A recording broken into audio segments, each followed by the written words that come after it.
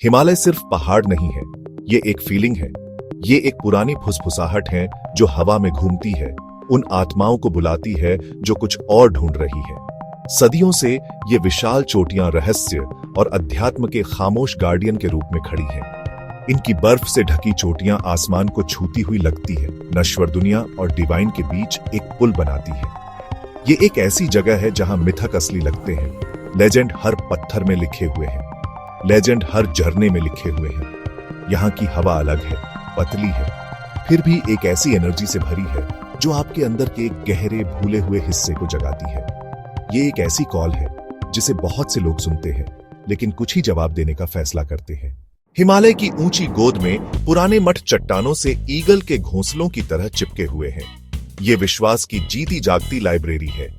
लद्दाख में हेमिस मठ, स्पीति घाटी में की मठ, उन्होंने तेज हवाओं और भारी बर्फबारी को झेला है। हल्की रोशनी वाले प्रार्थना हॉल, जूनिपर अगरबत्ती, पिघलने वाले बटर लैंप की खुशबू, हवा भिक्षुओं के धीमी लयबद्ध मंत्रोच्चार से गूंजती है। एक ऐसी आवाज जो आपकी छाती में गहराई तक गूंजती है। ऐसा लगता है जैसे आप पहाड़ों की धड़कन सुन रहे हैं, एक पवित्र गूंज जो अनगिनत पीढ़ियों से चली आ रही है। ऊंचे हिमालय में जीवन मानव शक्ति और अनुकूलन क्षमता का प्रमाण है। जो लोग इन पहाड़ों को अपना घर कहते हैं, वे एक ऐसा जीवन जीते हैं जो अविश्वसनीय रूप से कठोर और आश्चर्यजन्य रूप से सुंदर दोनों है। उनके चेहरे सूरज और हवा से झुलसे हुए हैं, कठिनाई और दृढ़ता की कहानियां कहती हैं। फिर भी उनकी मुस्कान गर्म और सच्ची है, उनकी मेहमान नवाजी असीम है। उनका रोजमर्रा का जीवन तत्वों के साथ एक निरंतर नृत्य है। जौ, आलू, भोजन का हर दाना इमेंस एफर्ट का परिणाम है, प्रकृति की चुनौतियों के सामने उनकी अटूट भावना का प्रतीक है। हिमालय हमेशा से ही सच्चाई के चाहने वालों के लिए एक चुंबक रहा है। अपनी यात्रा में मैं ऐसे कई लोगों से मिला, जटाधारी साधु, राख से सने साधु, ध्यान में लीन खामोश भिक्षु। उसने मेरे साथ अपने भुने हुए आलू का थोड़ा सा भोजन साझा किया, यह कहते हुए कि पहाड़ वह सब कुछ प्रदान करते हैं जिसकी किसी को वास्तव में जरूरत होती है। हिमालय के बच्चे एक अलग ही कहानी है। उनकी हंसी पहाड़ की ताजी हवा में गूंजती थी। इन रास्तों पर मिलने वाले हर यात्री की एक कहानी होती है, तीर्थयात्रियों का एक अस्थायी समुदाय। मैंने एक बूढ़े व्यक्ति को एक स्थानीय लोक कथा सुनाते हुए सुना। उसका मानना था कि उनका विश्वास पहाड़ों के खतरों के खिलाफ उनकी सबसे मजबूत ढाल था।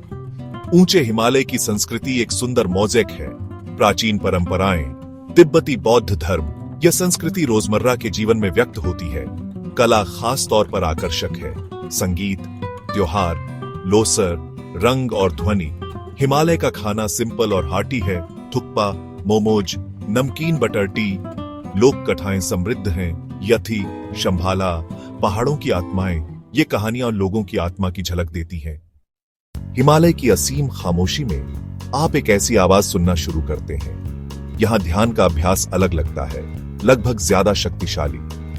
आप अपने विचारों के एक ऑब्जर्वर बन जाते हैं, उन्हें आकाश में बादलों की तरह आते जाते देखते हैं, बिना उनसे जुड़े हुए। पहाड़ के रास्ते पर चलना एक चलने वाला ध्यान बन जाता है। हिमालय में ध्यान करने का अल्टीमेट गिफ्ट शांति की एक गहरी, स्थायी भावना है। हिमालय एक जीवित, सांस लेने वाला अस्तित्व है। हर तत्व अपनी एक भाषा बोलता है। यह प्रार्थना झंडों को फड़फड़ाती है, उनकी दुआएं पूरे देश में भेजती है। हर नजारा एक मास्टरपीस है, एक दिव्य पेंटिंग जो हर गुजरते पल के साथ बदलती है। यदि आप भाग्यशाली हैं, तो आप दुर्लभ वन्य जीवों को देख सकते हैं। मायावी हिम तेंदुआ, सुंदर नीली भेड़। हिमालय और हमेशा से रहा है, सिर्फ एक भौगोलिक विशेषता से ज्यादा है। वे दुनिया की आध्यात्मिक धुरी है। यहाँ की यात्रा जीवन से भागना नहीं है, बल्कि इसमें गहराई से गोता लगाना है। आप वही व्यक्ति बनकर नहीं लौटते जो गए थे। यहाँ आत्मा को अपना घर मिलता है।